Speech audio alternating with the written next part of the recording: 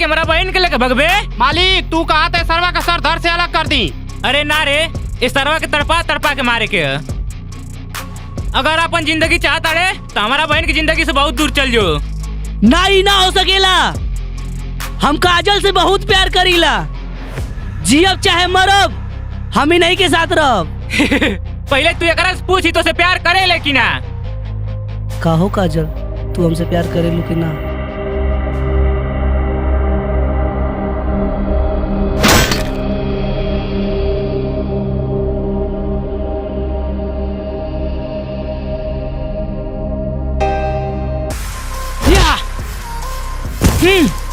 या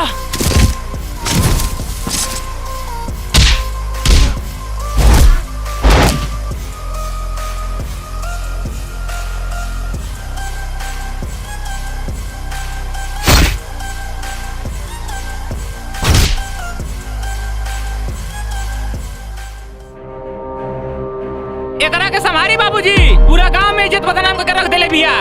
का काजल, ये का कर तू? जा घर में जा।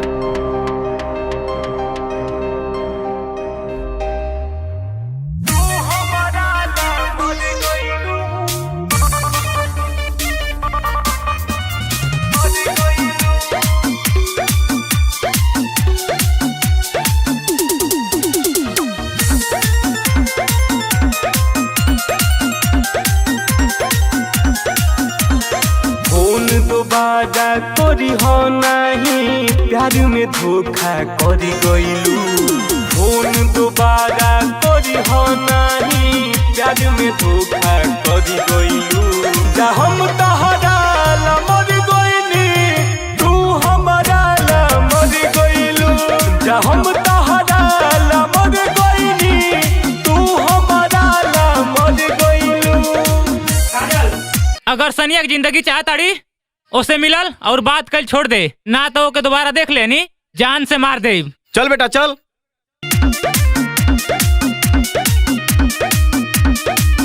बोलो ये दीवाना में कौन कमी पाइलू हो, भीतरी से जरो तानी ऐसन दुख धरइलू हो।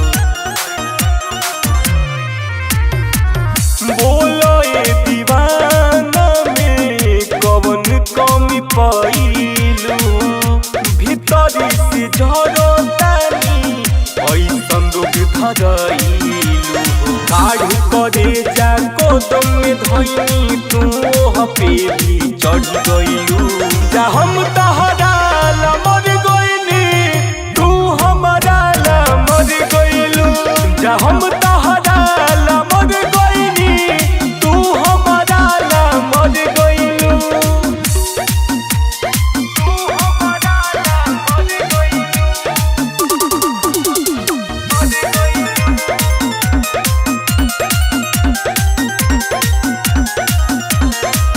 इश्क एक फरेब होई, संतोष भी जान गइल। कोई से मनैलू बोलो, दिल तहर मान गइल।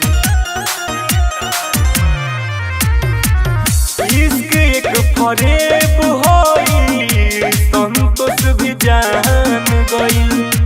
कोई से मनैलू बोलो, दिल तहर मान गइल। छोड़ के हमके रहमा